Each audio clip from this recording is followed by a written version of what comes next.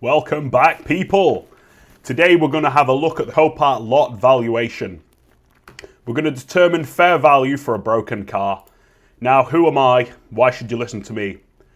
I combine engineering, finance, software development to solve practical skills, data-driven problems. I began my career as a mechanical engineer in the aerospace manufacturing industry before expanding into financial analysis, CAD/CAM engineering, and full-stack software development. That multidisciplinary background gives me the ability to analyze both the technical and financial aspects of complex decisions. Whether I'm reading a manufacturing drawing, building financial models, or developing software. The agenda for this presentation is, by the end of the presentation, you'll be able to confidently determine a realistic fair value for any salvage vehicle at a Copart auction.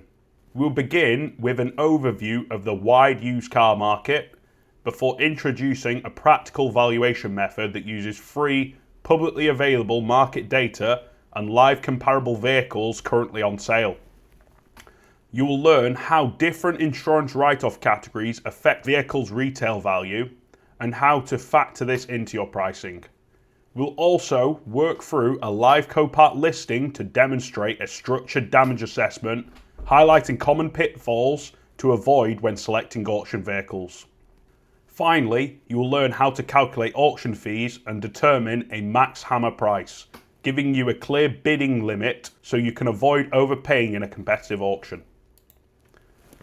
Market. What drives market prices? Second-hand cars are the same as any other asset. The broad local market and international markets determine the fair value for any given mass production vehicle. What fundamentally drives car prices? Macroeconomics. GDP growth, leading indicators, inflation, money supply, and base interest rates. Microeconomic factors also drive car prices. For example, industry level supply and demand, vehicle specific attributes and utility, market structure, sellers and buyer competition, the information asymmetry, sellers knowing more than buyers, reliability, mileage, accident history, maintenance history, fuel prices and regulations, to name just a few. For a car to be actually worth anything, a seller and buyer must agree upon a price. If a seller offers a car for too much, buyers will not bid, causing sellers to reprice the car to a lower level. Cars are extremely valuable and recyclable commodities. Every vehicle has a base value in scrap metal, disregarding its assembled or component level value. A summary for what drives car prices. Car prices are fundamentally driven by macroeconomic and microeconomic factors. This is not necessarily important for small-scale market participants, but it's worth bearing in mind. Now we'll have a look at the price chart for historical prices for Volkswagen Caddies and Volkswagen Golfs in the last 12 months. This is a visual representation of car prices. The time series measures the average price of a VW Caddy van and a VW Golf car in the United Kingdom in the last 12 months. We have prices in the y-axis and dates on the x-axis. As you can see, they've tended to trend around this £15,000 mark. The light blue line is the Volkswagen Golf and the dark blue line is the Volkswagen Caddy. As you can see, the Volkswagen Golf, which is a hatchback and is an extremely popular car, has tended to just trend around this 15k mark plus or minus a grand, where Volkswagen Caddies have been a lot more volatile and it's trended down to maybe 14,500 and it's trended up to around 17,000. So there's a lot more pricing discrepancy in Volkswagen Caddies than there is in Golfs. Now, why have I showed you this chart? This chart is just a visual representation so you can have a concept for what car prices are in your mind. Now let's move on and have a look at what Copart Incorporated has to say about used car prices and macroeconomics. These excerpts are directly from the latest financial statement released by Copart Incorporated. We'll just read the highlight sections. Similarly to a reduction in total loss frequencies due to, among other things, sharp increases in used car prices that make it less economical for insurance company sellers to declare a vehicle involved in an accident a total loss. Volatility in fuel, commodities and used car prices have a materially adverse effect on our revenue and revenue growth rates in future periods. As a result of any economic downturn, economic uncertainty, or rising inflation, the number of miles driven may decrease, which may lead to fewer accident claims, a reduction of vehicle repairs, and fewer salvage vehicles. Increases in unemployment as a result of economic downturn may lead to an increase in the number of uninsured motorists. Uninsured motorists are responsible for the deposition of their own vehicles if involved in an accident. So essentially it's saying that economic downturns can lead to uninsured motorists, and uninsured motorists generally fix their own cars rather than sending them to Copart, okay? Adverse credit markets may also affect the ability of members to secure financing to purchase salvage vehicles, which may adversely affect demand. We're going to read another excerpt from Copart Incorporated's 10K document, and this is in specific regards to used car prices and vehicle auction selling prices, as this directly affects Copart's revenue. Vehicle auction selling prices are driven primarily by market demand for rebuildable, drivable vehicles, used car prices, which we also believe has an impact on total loss frequencies, as explained in the last slide, end market demand for recyclable and refurbished parts as reflected in demand for dismantlers, the mix of cars sold, changes in the US dollar exchange rate to foreign currencies, which we believe has an impact on auction participation by international buyers, the changes in commodity prices, particularly the per tonne price for crushed car bodies, as we believe this has an impact on the ultimate selling price of a vehicle sold for scrap and vehicles sold for dismantling. Used car values are determined by many factors, including used car supply, which is tied directly to new car sales, the average age of cars on the road. Repair costs are generally based on damage severity, vehicle complexity, repair parts availability, repair parts cost, labour costs, and repair shop lead times. The factors that can influence repair cost, used car pricing, and auction returns are many and varied, and we cannot predict their movement with precision. So there, Copart's explaining what they believe drives auction selling prices, used car prices, and how it affects their business. And they're also basically saying that these things are nuanced and there's a lot of different things that affect them, and they cannot predict used car prices or auction selling prices with any level of precision. So if they can't do it, we certainly can't. Let's move on and start having a look at market data. The best source for free market data in the United Kingdom is AutoTrader.co.uk. Most serious buyers and sellers list on this platform, and it leads the UK in terms of price discovery. We will collect available data for all 2017 Volkswagen Golf GTI with a manual transmission, listed for sale in the United Kingdom on AutoTrader. The average listing with these characteristics is £13,565 with 76,923 miles on the odometer. This sample represents 18 cars on sale today. A small sample, however, it's large enough for our valuation exercise. Right, let's take a look at the data sample from AutoTrader. This is every car that meets that criteria that's currently listed for sale. We have various columns. We've got make, model, and variant. They should all be the same. We have a pricing column. We have a mileage column. We have a year column. We have a write-off status column, seller type column, and then a link to the specific listing. We've organized the data largest to smallest. So we've got the most expensive vehicle here, which is a 5-door in a slightly greyish colour. It has the tartan seats, which is a big piece of spec for Volkswagen Golf GTI buyers. And just generally speaking, it looks like it's in very nice condition. Now, the lowest price vehicle on the other end of the scale is this car here. The main difference that I can notice off the bat is the mileage. The mileage is almost double, 40,000, 100,000. We've got the cheapest 2017 Volkswagen Golf GTI with a manual transmission. This is the cheapest and this is the most expensive. This one has double the mileage of this one almost, and that's likely one of the main reasons why this one achieved such a lower selling price. So as you can see, there's a massive mileage discrepancy. This one is slightly newer, this second reg release for 2017. They're both petrol, both hatchbacks, 2 litres, manuals, 5 doors, 5 seats. both Euro 6. This one has a 6-month warranty, but essentially they're the same car, just one's higher mileage and one's lower mileage. So there's a decent amount of mileage discrepancy, decent amount of price discrepancy, and I've summarized the prices here. We've got the average, and then we've got one positive standard deviation and one negative standard deviation. Just a quick note, a nice example is £15,822 and has roughly 52,311 miles on the odometer. A poor example is £10,655 and has roughly 98,506 miles on the odometer. How did we attain these figures? From statistical inference. Using this pricing is an accurate method for valuing most vehicles in the UK.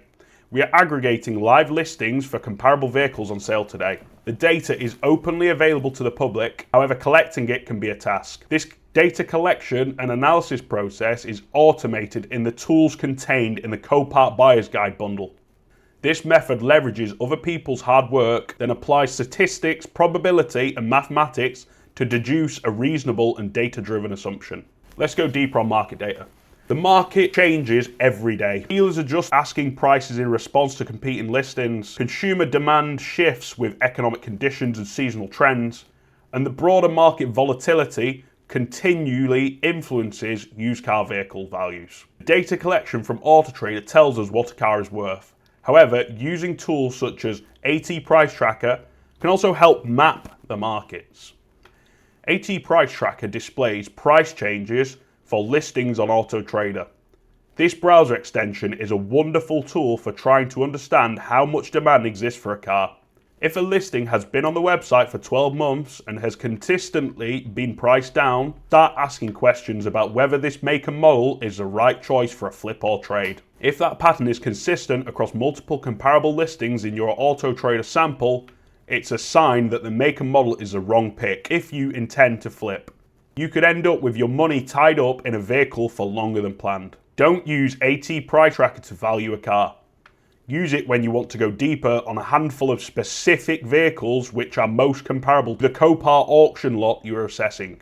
Use AT Price Tracker to see how much pricing volatility there is, and if the specific car is hard to sell for the money sellers have previously offered at. If demand existed and the price was right, unless the vehicle is uniquely a lemon, price should not consistently be down over 3 months on a non-specialist vehicle. Now we've covered market data, let's have a look at insurance category discount rates. There are different methods for crash damage history discounting. The method we suggest is a simple rule of thumb. Essentially, single categoried N or S should be discounted at 20 to 40%, depending on various factors. If a car has double categories or other value damaging history, it must be accounted for too.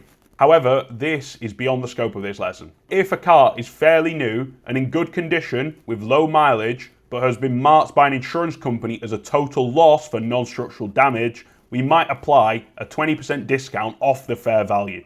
If the car was in a bad way and the mileage was a little high, it would be considered a poor example when fixed. We might discount it at 50%. Notice how not all vehicles meet the rule of thumb. We just outlined 20 to 40%. Point to remember is crash damage vehicle history discounting is not a hard science. There is nuance to valuing cars, especially broken ones. But for most insurance categories, N and S, you will commonly observe 0.2 to 0.4 discount applied to their fair market value. Now let's talk about the salvage market. Go through the Salvage auction platform and find a target vehicle to run some calculations on after we have performed a comprehensive digital damage assessment. Some basic things beginners should avoid unless you are well capitalised. Cat S, fire and water damage, no keys, non-runners, private sellers. Some basic things beginners should potentially look for are Cat N, damage, bodywork, paint, component replacement, lots that have been overlooked by the market, and cars you actually want to own. Right, let's take a quick look at the Salvage platform. As I've already stated, things that we're going to avoid are Cat S, fire and water damage, no keys, non-runners, and private sellers. I'll just explain the filtering process. I've filtered this so it's only showing Cat N cars. I've filtered it so the primary damage could be front end mechanical, minor dents and scratches, normal wear, partial or incomplete repair, rear end, side, roof, top, undercarriage, vandalism. Cars have to run and drive. They can't be older than 10 years, can't have more than 60,000 kilometers on the odometer. We're going to get rid of this used unrecorded category, and we're going to get rid of stolen recovered. We want them to have VC5, and we do not want VAT to be applicable to the sales price. So we've actually got a lot of live auctions on. It's 10 o'clock on a Monday morning, so let's just keep going. That's in quite bad condition. Full front end missing. This doesn't look too bad, but the sort of end values in these is not the best. You see a lot of these on this platform. Going to avoid that. Avoid that. Doesn't look too bad, but it's a hybrid. Can't bothered. This could be potential, so we'll open that up in another tab. We'll just keep going. Remember, I've filtered here to show cars that have the characteristics that we potentially would want to look for in listings. So again, many of these are actually on sale today. I mean, in theory, we would have plenty enough time to run our checks within the time frames given here. We have a very nice Porsche Cayman GT4. That's one of my dream cars. That could be a good car. Fairly new. It's a fairly sought after vehicle, etc., etc. Some people might look at things like this and be worried. The estimated retail value at the end is a little bit low. Can I just say as well, this estimated retail value is often objectively wrong. It also doesn't account for the fact that the car's categoried. So just bear that in mind, guys, when you're looking at this figure here. Because I know many of you will be inclined to just say, oh, well, Copart said it's worth this much, so it's worth this much. It's just not the case. Remember, Copart has a conflict of interest and wants you to pay as much as possible so they can earn the maximum amount of fees from you. What's maximum amount of fees? Maximum amount of fees is more revenue. What's more revenue? More pats on the back from shareholders and being able to more easily raise finance to grow their business and grow revenues and earnings even further. So let's just keep going. This could be an interesting lot. Decent residual value once the deal's done. It's only got front end damage. Keys are available. The mileage is quite low and the year's quite good. Now you could pick any vehicle. It really doesn't matter. But for now, just to save time, so we've got this vehicle that I'm looking at, which is a 2017 Mercedes A-Class 160 AMG line 5-door. And you can see there that there's a bit of misalignment on the bumper. No issue. There's that little bit of crack work there on the rear bumper. Not really seeing anything inside, which is good. Now, it needs a degrease and clean, but it doesn't actually look too bad at all. Thankfully, we've got no warning lights. So we've got a bit of bumper work. Trims are obviously not in the best condition. That's front and back. Similar thing going on there. Got some build-up of mold and grime, probably because it's been sat in the yard for months. So essentially, this is just looking like it's a bumper replacement, worst case scenario, bumper replacement and some body work. Now, whether the bumpers actually need replacing or whether they could be filled and refinished, that's a different story entirely. If I was going to value this lot, I'd be valuing it that it needs a full bumper replacement front and back with trims, but the damage does not look too bad. We've got no extra information. The only damage listed is a front bumper. However, you can't trust these necessarily because we've just found that the back bumper also has a decent amount of damage, okay? So that's probably that's probably some type of tabs or clips or screws. That's a blatant crack, which would also mean this trim is out of place, potentially has broken tabs, etc. And it's the exact same thing going on the front bumper. So if I was going to value this a lot, I'd just be looking for bumper replacements, preferably in the colour that they're already in. But I would say the car probably needs some body work anyway. But it might just need a clean, and it might be ready to resell. But yeah, it's not a bad lot. Let's keep going. Right, we've got a Kia Sportage. Straight away, you can see bumper work. So this is front end and undercarriage. Undercarriage is a very broad category. See any sort of visible damage. Let's just check the additional notes quickly. Nothing too exciting in there. In the list now, we'd place bumper. So the bumper's got a crack in it. The trim also has a crack in it. If I miss anything as well, comment it in the comment section what I've missed. If you notice anything that I've missed, okay? I'm not perfect. I try to do as best as I can, but I'm only human, okay? Interior looks okay. It should still have about a year's worth of warranty left on it. Kias are brilliant. They tend to have like 10-year warranties or up to 100,000 miles. This has only got 40,000 miles on it, but it's almost 10 years old. But this car's probably just coming out of its warranty next year. which is not great, but Kias are, generally speaking, good cars. Not good cars from a driver's perspective, good cars from an owner and trader's perspective. So nothing alarming there. We just got a little seatbelt error and some other error here, probably due to the door being open and the ignition being on, something like that, those sort of things, okay? So, but nothing that sparks my interest. That's obviously quite bad. I presume the undercarriage damage is on this sort of axle here. I mean, it could be anything, realistically. If they've not taken a picture of the undercarriage, I would presume that that axle there has some sort of damage on the rods or the suspension or some type of undercarriage component. Nothing looks too badly damaged, and it is only a Cat N, so it has been assessed by an engineer that it is non-structural, non-safety, and it's repairable. So with this, I would tend to probably avoid this vehicle for various reasons. It's coming out of its warranty, which is not good. It has many positive factors, such as its low mileage, it being a Kia, it being in pretty decent condition, but there's certain things that would make me probably avoid this vehicle or want to drastically underpay for this vehicle. The fact that it's coming out of its warranty, the fact that there's some undercarriage damage that we can't fully work out now. Obviously, this wheel, it's clearly something going on under there. It's probably not too expensive to fix, but best case scenario, cap clean, with no recorded damage, full service history, etc. It's only probably worth about 10 grand, okay? So you have to ask yourself, will I be able to buy, pay for fees, deliver, and fix and put back to sellable condition, and take a discount on the retail price because it's a Cat N, and still make money? You probably could do that, but I'm going to keep moving because there's probably better lots, okay? So now we have a Volkswagen Polo 1 litre TSI Live 5-door, and it has an automatic transmission. These are all positive signs. The mileage is pretty low. It's relatively new. It's probably still got a little bit of warranty on it, or it's just come out of its warranty. And as we can see there, it runs, it has one key, and it drives. You can blatantly see damage there, so that's a wing, probably a bumper, potentially a headlight. I think you can see a bit of a crack in the lens. Probably a door, by the looks of that.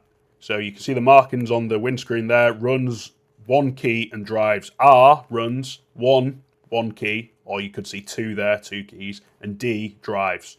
And just to prove that, number of keys, 1.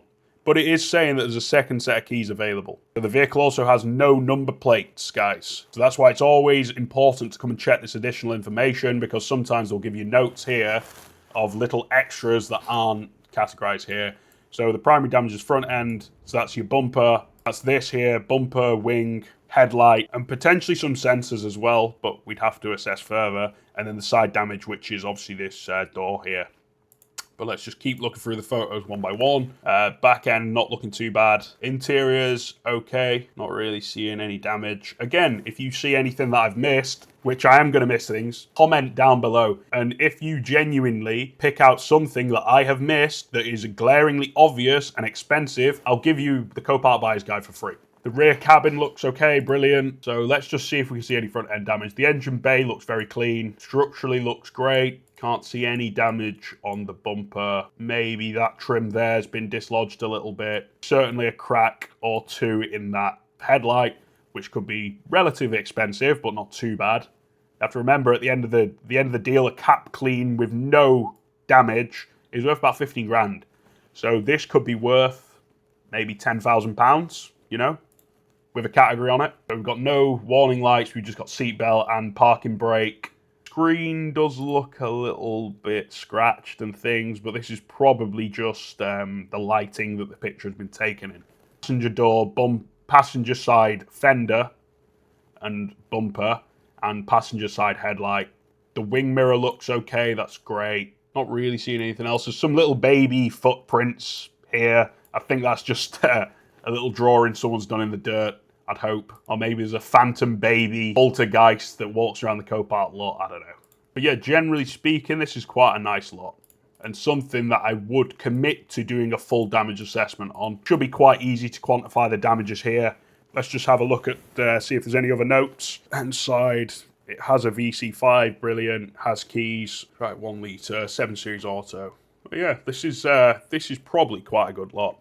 but it will also be quite competitive. Seller reserve not met yet. The reserve's got to be somewhere around 10 grand. So the reserve's probably around £7,000-8,000. I mean, it could be more, but just based off what I've seen so far, I would guess that if you paid more than 6-7 grand for this, the deal wouldn't make sense, but we would only know once we actually ran the numbers for real. But let's just keep going. And we'll keep this tab open because, you know, I'm potentially interested in this car. Now we have a Cat N Volvo S90 2-litre D4 R design, 4-door with an automatic gearbox.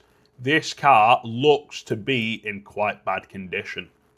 However, all the damage is contained to this area here. So if we can work out what components live in this area here, we'll have a pretty good idea of how to fix it. It's definitely a bumper replacement, it's definitely a passenger wing replacement, and it's potentially a bonnet replacement, and it's certainly a headlight replacement.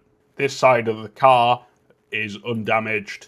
It runs, it has one key and it drives. Everything else looks pretty clean. It's saying it has minor dents and scratches, so there's potential, if you want to trade this car, like there's potentially some bodywork and paint corrections that you'd have to do before it's in the sellable condition, unless you're willing to take a little bit of a haircut on the price. Thankfully, the engine bay looks quite tidy and everything looks like it's in line. We would want to break this down and have a look down there to see what sort of lives down there, see if anything's broken. We have a parking brake warning and bonnet ajar, do not drive. So it's got some sensor on the bonnet's kicking off as well, which is probably what's causing that light there. Like, obviously that is quite bad. Worst case scenario, it could be some of the suspension components. It could be like a windscreen wash, coolant reservoir, things like that is what's going to be contained in this area here. It doesn't seem to be leaking fluid, which is good.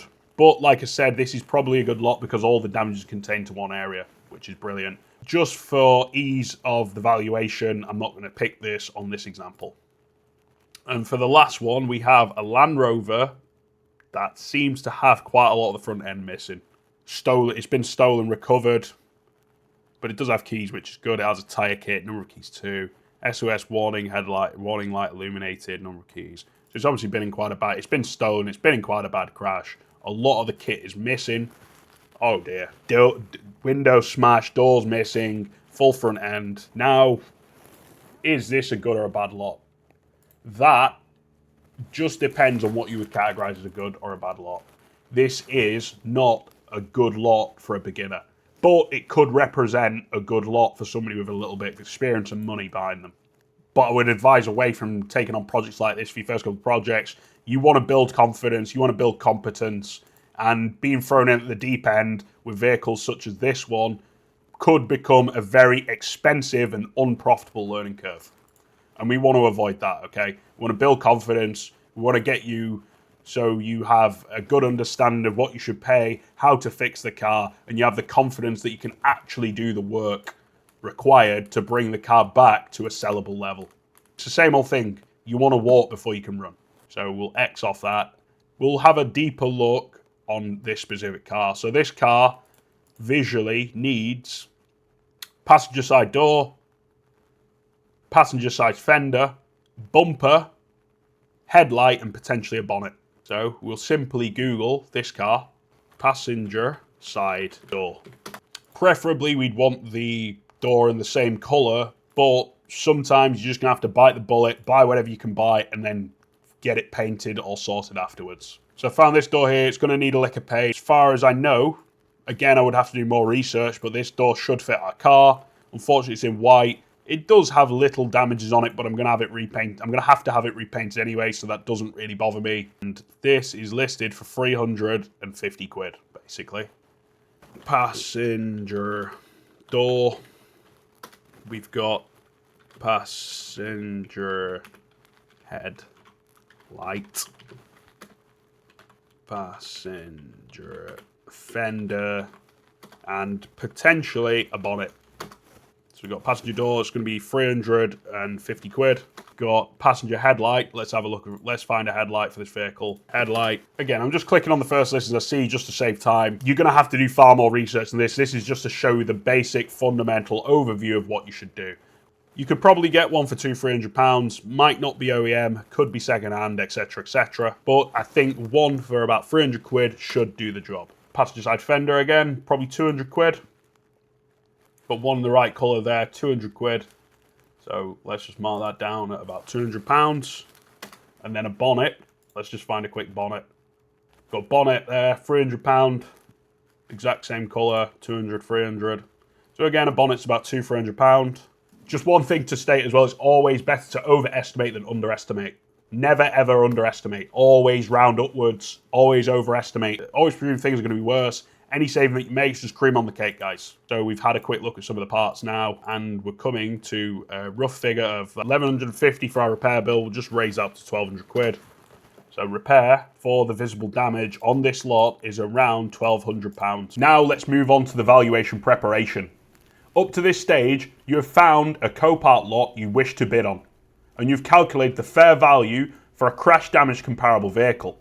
Make, model, trim, mileage, cat, engine, transmission, etc. The market analysis is complete and you have a fair value for your target vehicle. We are almost ready to start calculating the max hammer price. So let's perform a digital damage assessment. During the assessment, we are not necessarily looking for reasons not to buy said car. We are looking for reasons to discount it to price in any repairs we might have to cover. Remember, any Category N car has been signed off by an engineer to ensure the vehicle's safety features are intact and in safe working condition. The rest of the car is just a bunch of components essentially bolted together. Our job is to find damage on the listing photos, then do some research to ascertain the parts and labour costs for the various repairs and commonly unaccounted expenses. So we will make a parts list and we will run some basic free car history checks. Then we will gather some prices for basic service items such as oil, coolant, brakes and tyres. We could extend this further by visiting various vehicle-specific forums and pages to find common faults, get repairs advice, but this is beyond the scope of this fundamental overview of the quantification of vehicle digital damage visibility assessment. Valuation preparation, digital damage assessment framework. Step 1, listing photos analysis in HD mode. Go through each image and make notes of parts and areas of visible damage. Check the listing notes and other Copart available data sources. Check the tax and MOT history on the DVLA's website. Step 2. Start getting prices for components and parts. Hopefully the labour will be reduced rate as you should carry out the majority of work yourself, hiring specialists where needed. Step 3. Shop around for pricey parts and work out which parts should be OEM and which could be aftermarket. Remember, you are never going to get every issue just using images and Copart. This is where a significant level of risk on these platforms lie. In damage assessment. In the guide, we break down exactly which strategies to implement to account for hidden damages in the valuation. Valuation preparation summary. If you are serious about bidding on a Copart lot, ensure you have genuinely researched the lot and its history prior to placing money on the line. At an absolute minimum, you should run through this process I have just distilled. Deeper insights cost a small amount of money. In the grand scheme of your project or business, spending £50 on a car vertical or HPI report is money well spent. I would rather lose 50 quid than 5 grand. And the reports and data are just the cost of doing business. I also recommend attending auctions and inspecting vehicles if possible. Doing the 10-minute WhatsApp call at an absolute minimum. You can press further with the assessment you have already done and ask them to check points of common failure you have picked up from forums and groups. Now for the valuation, max hammer price. In this simple calculation, we'll be working backwards from the fair value, calculate the costs and expenses to complete the project. Now consider the car we are looking at is on auction. So we want to pay less than fair value. So we also add a discount factor which represents a saving or profit on the sale we would like to achieve. This variation of MHP formula is MHP equals fair value minus salvage discount minus costs plus expenses plus fair value times by the margin. Now I'm just going to go and find some comparable listings on AutoTrader just before we start to calculate the max hammer price. Yeah, it's always good to have the tabs open at the same time just so we can read the detail. We've got a Volkswagen Polo, Go to more options. Polo, 1 litre TSFI, year is 2022. It's got, well, we'll just have a look at mileage generally rather than getting specific mileage. It's automatic, just do engine size, it's a 1 litre, and that's bringing us around 115 cars. Now we've filtered down to fairly comparable vehicles, we're going to go and process this data, and I'll be back in a minute. So we've now got our AutoTrader data sample for the 2022 DSG 1 litre TSI Volkswagen Polo, aka comparable vehicles to the ones that we've seen here. We've gathered this data from this here, from AutoTrader, and we've distilled it into a table. So we get an average price of £16,040.32 with 24 miles on the odometer. Our example has exact mileage on the odometer, so it's worth around 16 grand. AutoTrader says it's worth about 15 grand.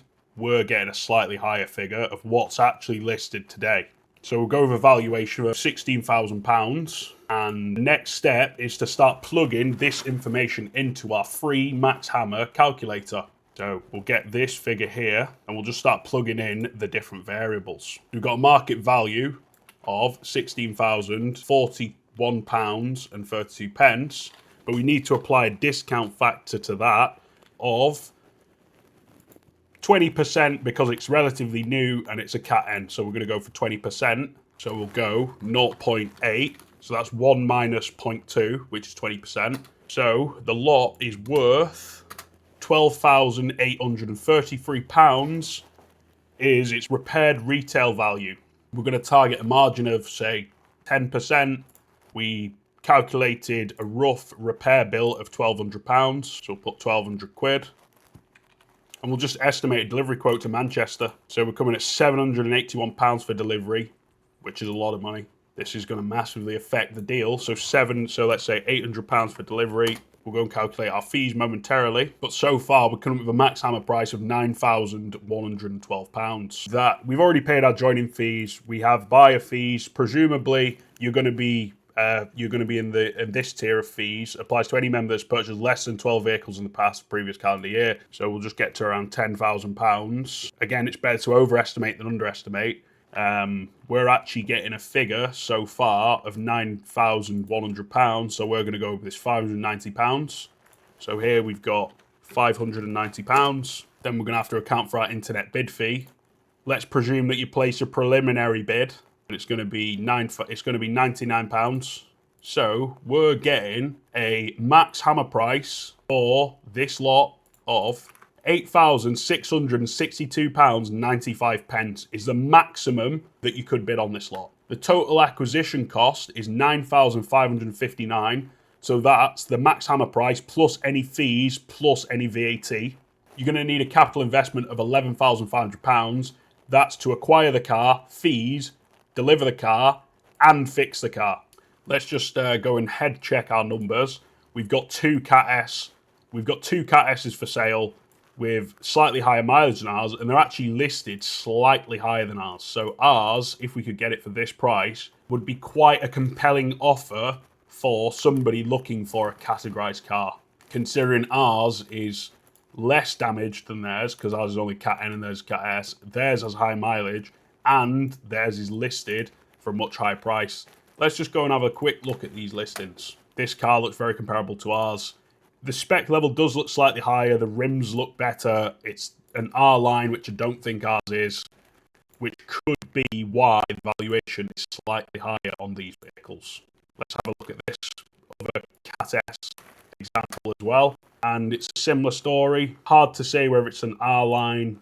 It has some tacky trims on it that the owners put on. It's in a weird colour, but it could be quite a popular colour. The rims look exactly the same as ours, so this is a direct comparable to our vehicle. It just has higher mileage.